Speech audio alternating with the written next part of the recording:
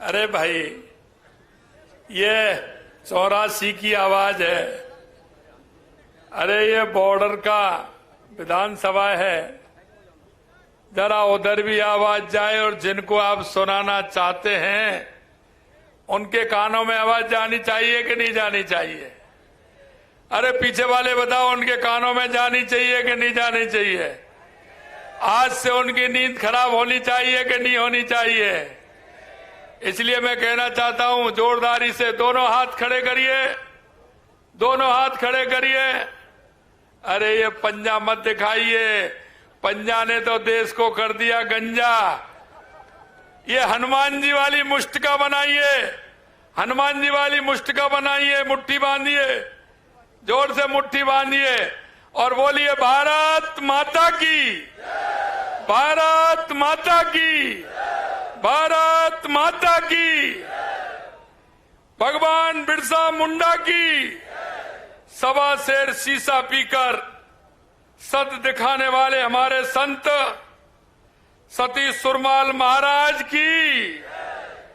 बुरेडियानी मानू रेनी मानू गीत से अंग्रेजी हुकूमत को ललकारने वाले हमारे संत गुरु गोविंद गुरु महाराज जी की, जिन्होंने अपने अखंड ज्ञान से वर्तमान के कालखंड की भविष्यवाणी करने वाले ऐसे संत मावजी महाराज की, शिक्षा की अलग जगाने वाले नानाबाई खाट की, शिक्षा की देवी वीर काली बाई की, मानगढ़ धाम की, त्रिपुरा सुंदरी की, बेणेश्वर धाम की, आप सबकी आज के इस 84 की चुनावी सभा में मंच पर विराजमान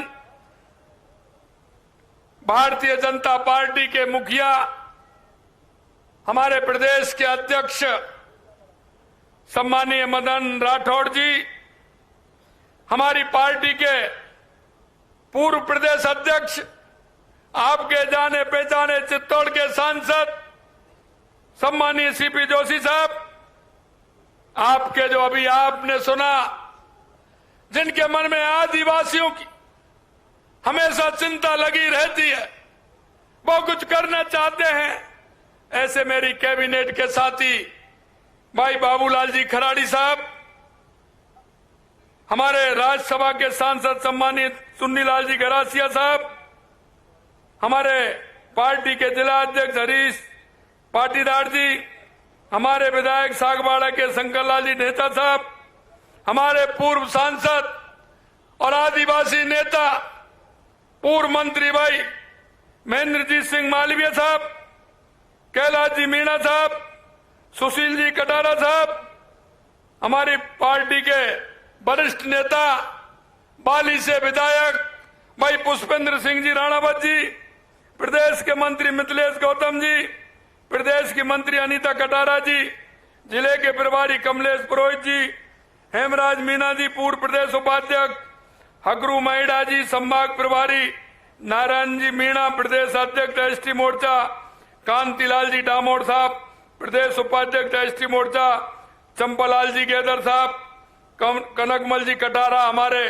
पूर्व सांसद साहब, मानशंकर जी निनामा पूर्व सांसद साहब, भीमाबाई पूर्व संसदीय सचिव, सूर्य आहारी जी जिला प्रमुख, सीता देवी आहारी उप प्रधान सिम्बलवाड़ा, धन सिंह जी रावत साहब पूर्व सांसद, लाभचंद जी जिला अध्यक्ष बांसवाड़ा, समस्त सरपंचगण एवं प्रतिनिधि जालम सिंह जी रावलोद साहब पूर्व विधायक, और हमारे सबसे प्यारे, अरे मुझे पता है कि कारीलाल जी के बारे में जब मैं पिछली बार आया था तो आपने बताया था कि कारीलाल जी वो व्यक्ति हैं, चाहे कोई सुबह जाए, दोपहर में जाए, शाम को जाए, रात में जाए, अपने सारे काम छोड़ करके जनता की सेवा में लगते हैं, आपकी सेवा में लगते हैं।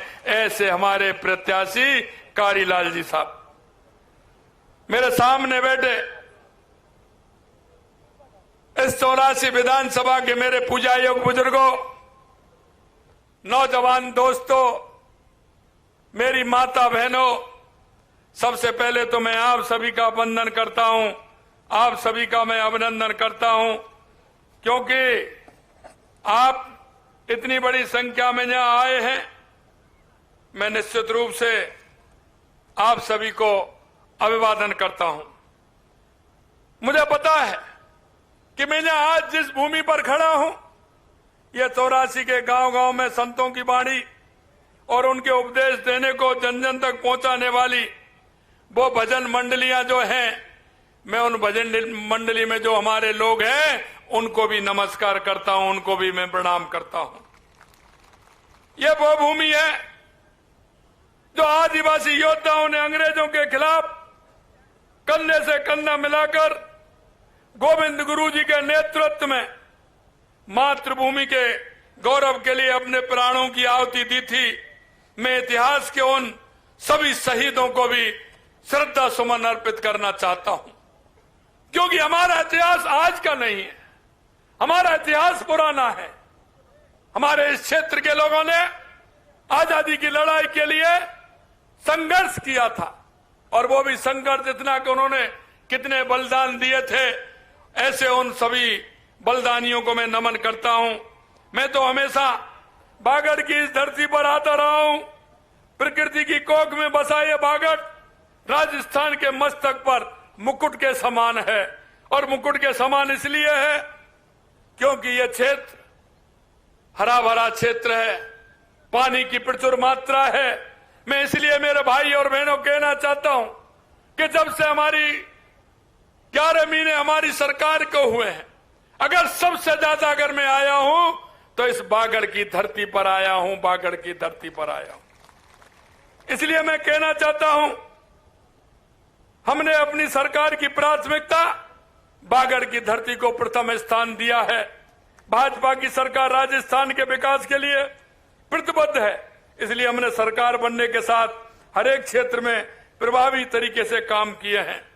मैं आपको बताना चाहता हूं, और आपको मैं इसलिए बताना चाहता हूं कि 84 विधानसभा क्षेत्र में पानी के लिए हमने बजट की घोषणा की थी। मैं आपसे पूछना चाहता हूं, कोई मेरे पास गया था क्या? आप में से कोई गया था क्या? अगर उन जनप्रतिनिधियों से भी कहना चाहता हूं, मैं आपसे कहना चाहता हूं, आज तक वो जनप्रतिनिधि एक भी दिन मेरे पास नहीं आए, एक भी दिन मेरे पास नहीं आए। लेकिन मैंने 125 करोड़ की लागत से सोम कमला अम्मा भीकाबाई सागवाड़ा फीडर परियोजना की घोषणा की है। इसमें सागवाड़ा तहसील हेतु सोम कमला अम्मा बांध के अवशेष जल को फीडर के माध्यम से लाया जाएगा। इससे माही के टेल तक पानी पहुंचेगा और 84 को इसका लाभ मिलेगा। उदयपुर के लिए देवास परियोजना, पूर्वी राजस्थान के लिए ईआरसीपी की योजना, शेखावाटी के लिए यमुना जल समझौता हमारी राजस्थान की पानी की प्राथमिकता रही है। अगर मैं रोजगार की बात करूं, क्योंकि युवाओं की बात आती है, और मैं चाहता हूं कि युवाओं की बात आती है तो आपने देखा होगा, हमने 2 साल का कैलेंडर जारी किया है। हमने कहा है युवाओं से आप मेहनत करिए, आपको रोजगार मिलेगा। 5 साल में हमने 4 लाख सरकारी नौकरियों का वायदा किया है, और इस साल हमने पहली साल में 1 लाख नौकरियों का वायदा किया है। 33,000 नियुक्ति पत्र हमने दे दिए। आने वाले समय में लगातार आपको नियुक्ति पत्र हमारे युवाओं को मिलेंगे, और आने वाले समय में 1 साल में, आज मैं आपसे कह रहा हूं, 1 लाख नियुक्ति देने का काम हमारी सरकार करेगी। आपने देखा होगा कैबिनेट में अभी हमने 90,000 वैकेंसियों को मंजूरी दी है। मैं आपसे कहना चाहता हूं मेरे भाई और बहनों, मैंने जब मेरे पास आया कि चतुर्थ श्रेणी कर्मचारी के 60,000 पद खाली हैं, तो मैं आपसे पूछना चाहता हूं, ये 60,000 पद क्या 11 महीने में खाली हो गए? मैं आपसे पूछना चाहता हूं, क्या 11 महीने में खाली हो गए? ये रिक्तियां क्या 11 महीने की हैं? 23,000 सफाई कर्मियों की नियुक्तियां क्या 11 महीने की हैं? 7,000 ड्राइवरों की भर्तियां क्या 11 महीने की हैं? मैं उन सरकारों से कहना चाहता हूं जिन्होंने उस गरीब का और किसान का दर्द नहीं जाना, उनके उन युवाओं का दर्द नहीं जाना। अगर ये 5 साल 4 साल 6 साल पहले अगर ये हमारे उन युवाओं को नौकरी दे देते तो इनका क्या जाता, मैं ये पूछना चाहता हूं। क्योंकि इनकी नीयत में खोट था। कांग्रेस ने हमेशा इसी तरह का काम किया है। उसने झूठ और लूट की राजनीति की है, उन्होंने भ्रष्टाचार की राजनीति की है। इसलिए वो किसान के उस बेटे को, मजदूर के उस बेटे को रोजगार नहीं देना चाहते थे। मैं कहना चाहता हूं मेरे भाई और बहनों, हमने आपसे जब 11 महीने पहले हम आपको बीच में आए थे वोट लेने के लिए, वोट मांगने के लिए, हमारे संकल्प पत्र में हमने आपसे वायदा किया था कि हमारी सरकार आएगी तो 450 रुपए में सिलेंडर देगी। मैं आपको कहना चाहता हूं 15 दिसंबर को हमने शपथ ली थी हमारी सरकार ने, और 1 जनवरी को 450 रुपए में सिलेंडर करने का काम हमारी सरकार ने किया। यह मैं आपको बताना चाहता हूं। हमने सामाजिक सुरक्षा पेंशन जो 1000 रुपए थी उसको 1150 रुपए का करने का काम हमारी सरकार ने किया। यही नहीं, हमारी आंगनवाड़ी की जो बहनें थी उनकी भी 15% पेंशन बढ़ाने का काम किया। हमारे चाहे सरपंच हो, पंचायत समिति के सदस्य हो, पंच हो, उन सभी का भत्ता बढ़ाने का काम हमारी सरकार ने किया। प्रधानमंत्री मातृ वंदन योजना के तहत गर्भवती एवं धात्री महिलाओं को दी जाने वाली राशि को 5000 से बढ़ाकर 6500 रुपए का काम हमारी सरकार ने किया। राजीव कागे संकुल स्तरीय CLF की गतिविधियों का संचालन के लिए स्वयं के भवन की आवश्यकता हमने देखी और हमने उनकी घोषणा की। और मैं इस प्रकार से उदयपुर के सांसद द्वारा सलूमर विधानसभा क्षेत्र में सकल संगठन भवनों के लिए भवन निर्माण की स्वीकृति हमने जारी की है। उसी प्रकार से 84 में भी होने वाली है, यह मैं आपसे कहना चाहता हूं। मैं एक बात और कहना चाहता हूं मेरे भाई और बहनों, इसका भी हमें गर्व है कि हमारे देश के यशस्वी प्रधानमंत्री नरेंद्र मोदी जी के नेतृत्व में आपने देखा होगा 15 नवंबर को, क्यों आने वाले 3-4 दिन बाद 15 नवंबर आ रहा है, 15 नवंबर को आदिवासी गौरव दिवस मनाने की घोषणा देश के यशस्वी प्रधानमंत्री नरेंद्र मोदी जी ने की। और मैं आपसे कहना चाहता हूं हमारी सरकार भी हर क्षेत्र में 15 नवंबर को आदिवासी गौरव दिवस मनाने का काम करेगी। और 15 नवंबर को मैं भी किसी जिले में आऊंगा और इसको धूमधाम से इस गौरव दिवस को हम मनाएंगे। आदिवासी कल्याण के लिए हमने आदिवासी युवाओं के कौशल विकास, शिक्षा और रोजगार के अवसर सुनिश्चित करे हैं। हमने TSP का जो फंड था 1000 करोड़ रुपए का था, हमने उसको बढ़ा करके 1500 करोड़ यानी कि 1500 करोड़ का किया है। हमने वन अधिकार अधिनियम के तहत शेष रहे 2566 प्रकरणों का निस्तारण किया है। माँबाड़ी कार्यकर्ताओं का मानदेय 10% बढ़ाया है। हमने 250 नए माँबाड़ी केंद्रों की स्थापना करेंगे, ये भी हमने घोषणा की है। हम जल्दी डूंगरपुर में डूंगर, बल्डा, बांसवाड़ा में बासिया, चारपोटा जैसे महान जनजातीय नायकों के स्मारक बनाने का काम भी हमारी सरकार करेगी, ये भी मैं बताना चाहता हूं। हम उदयपुर में वीरबाल का कालीबाई संग्रहालय का निर्माण करने जा रहे हैं। हमने राजकीय एवं अनुदानित छात्रावासों तथा आवासीय विद्यालयों के विद्यार्थियों को देमेज भत्ता 2500 रुपए से बढ़ा करके वो भी हमने 3000 रुपए किया है। प्रदेश में अनुसूचित क्षेत्र में निवासित जनजातीय परिवारों के समग्र विकास के लिए गोविंद गुरु जनजातीय क्षेत्रीय विकास योजना की गाइडलाइन तैयार कराने के लिए उस कमेटी का भी हमने गठन किया है। मैं आपसे एक ही बात कहना चाहता हूं, क्योंकि मैंने देखा था आपके यहां के अभी जो सांसद हैं, विधायक थे, पिछली बार मैं प्रदेश का महामंत्री हुआ करता था संगठन का, लेकिन जब मैंने देखा टीवी पर खबर चल रही थी कि एक आदिवासी विधायक को कांग्रेस की सरकार के इशारे पर उनको जाकर के घेर लिया है और घेर करके उनके साथ जबरदस्ती कर रहे हैं, उनको ले जाने का काम कर रहे हैं। मित्रों, मैं कार्यालय में बैठा था, जब मेरे को मालूम पड़ा तुरंत गाड़ी लेकर के मैं वहां से निकला और जब मैंने वहां जाकर के देखा राजकुमार रौत जी बाहर खड़े थे और उनकी गाड़ी की चाबी निकाल ली थी। मेरा कोई संबंध नहीं था, मेरा संबंध सिर्फ इतना था कि मेरे आदिवासी भाई को कोई परेशान कर रहा है, कांग्रेस के लोग उस पर दबाव डाल रहे हैं। तुरंत जाकर के मैं गया और उनको छुड़वाया, हमारे भारतीय जनता पार्टी के कार्यकर्ता बुलवाए और ये काम किया। मित्रों, मैं कहना चाहता हूं, इन आदिवासी भाइयों के लिए हमेशा से हमारी सरकार ने काम किया है और हमने काम किया है। आज वो इस तरह की बात करते हैं। मैं आपसे कहना चाहता हूं मेरे भाई और बहनों, वो कहते हैं कि हम ये कर देंगे। अरे उन्होंने कुछ किया है क्या? मैं आपको बताना चाहता हूं, 11 महीने हमारी सरकार को हो गए, लेकिन जिसकी वो बात करते हैं, एक भी व्यक्ति मेरे पास आपके विकास के लिए आज तक कोई नहीं आया, आज तक कोई नहीं आया। क्या करना चाहते हैं आप? इस क्षेत्र को क्या बनाना चाहते हैं आप? आदिवासी हितों के विरोधी लोगों की गतिविधियां हम छुपी नहीं है। हमें पता है यहां से योजना बनाकर लोगों को दूसरे स्थान पर भेजा जाता है और वहां के ब्रेन बात करके वापस लाया जाता है। मेरे भोले भाले आदिवासियों को इस तरह से मत करिए। मैं कहना चाहता हूं, हे मेरे मुल्क के मालिक, जरा उठ खड़ा हो और ऐसे स्वार्थी लोगों को जरा देख लो, जो उनके बच्चे, किसी का उदयपुर पढ़ रहा है तो किसी का जयपुर पढ़ रहा है, किसी का सीकर पढ़ रहा है तो किसी का कोटा पढ़ रहा है।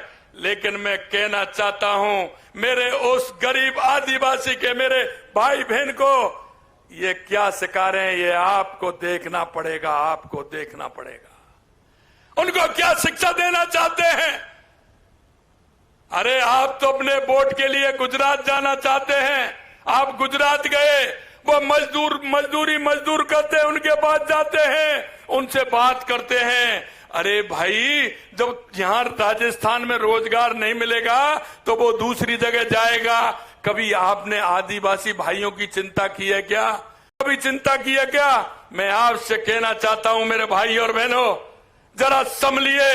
ये वो लोग हैं जो सरकारी नौकरी भी कर रहे हैं और आपके बच्चों को दूसरे स्थान पर भेजने का काम कर रहे हैं। ऐसे लोगों से सावधान रहने की आवश्यकता है, सावधान रहने की आवश्यकता है।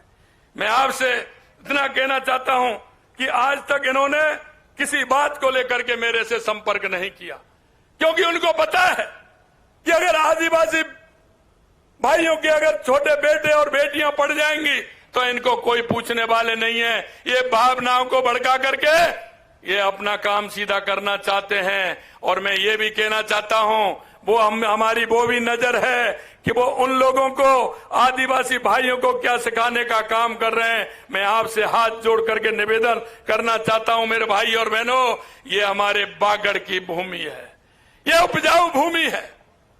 मुझे पता है कि आप खेती करते हैं, छोटी छोटी खेती है, किस तरह से आप काम चलाते हैं। जिस दिन से 11 महीने हुए हैं, मैंने लेकर के सभी योजनाओं को, चाहे वो पानी की योजना हो, चाहे उद्योग की योजना हो, और मैं स्पष्ट कहता हूं, कोई भी अधिकारी मेरे से पूछता है कि पानी की विपुलता है, बांसवाड़ा डूंगरपुर के अंदर आप उद्योग लगाइए, मां मेरा आदिवासी, जिससे उसको रोजगार मिले, उसको कहीं दूसरी जगह जाना नहीं पड़े। और मैं आपको विश्वास दिलाना चाहता हूं, आपने देखा होगा, अभी कह रहे थे रेल लाइन किसके राज में आई है, आपका हाईवे किसने बनाया है, आपकी पानी की व्यवस्था कौन कर रहा है। मैं आपसे कहना चाहता हूं, ये देश के यशस्वी प्रधानमंत्री नरेंद्र मोदी जी के नेतृत्व में हमारी सरकार पूर्ण रूप से काम कर रही है। मैं आपको विश्वास दिलाता हूं, और क्योंकि मैं जानता हूं, मैं आपके दर्द को जानता हूं। मैं भी एक किसान का बेटा हूं, मैं भी एक छोटी काश्तकार करता हूं, इसलिए मैं आपके दर्द को जानता हूं कि आप बेटे को पढ़ने के लिए किस तरह से भेजते हैं, कहां से पैसा लाते हैं, क्या उम्मीदें होती हैं। हमारी माता बहनें अपने पुत्र से, पुत्री से क्या उम्मीद रखती हैं, लेकिन वो रास्ता दूसरा दिखा रहे हैं। वो इसलिए दिखा रहे हैं कि वो भी पढ़े लिखे हैं, बच्चे बाहर पढ़ रहे हैं, हम पढ़ते रहे, हमारी बूझ ऐसी होती रहे और ये आदिवासी भाई इस तरह से भटकता रहे।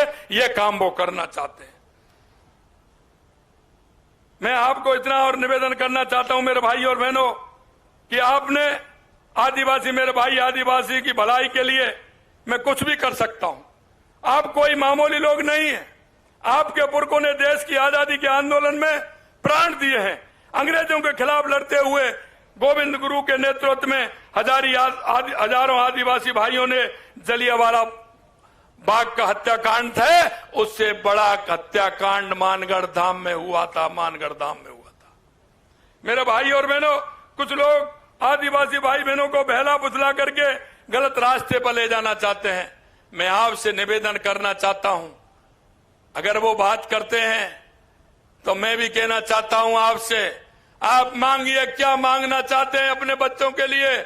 आपके बच्चों को एजुकेशन भी देंगे, किताब भी देंगे, स्कूल भी बनवाएंगे, कॉलेज भी बनवाएंगे, खेल मैदान भी बनवाएंगे। जो हमने हमारे वायदा किया है उस एक एक वायदे को पूरा करेंगे, ये भी मैं आपको विश्वास दिलाना चाहता हूं।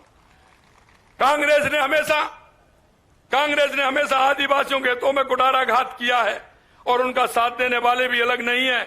आदिवासियों के हितों के नाम पर वोट मांगने वाले दूसरे दल को भी जवाब देना चाहिए कि पिछली कांग्रेस सरकार में आपका हिस्सा था, क्योंकि आपको पता है हमने तो बचाने का काम किया, लेकिन इन्होंने जब हमारी देश की माननीय सम्मानीय राष्ट्रपति जी का चुनाव आया था, तो आप अपने आदिवासी भाइयों को पूछिए कि इन्होंने वोट किसको दिया। आपसे वोट मांगते हैं तो किस तरह की बात करते हैं।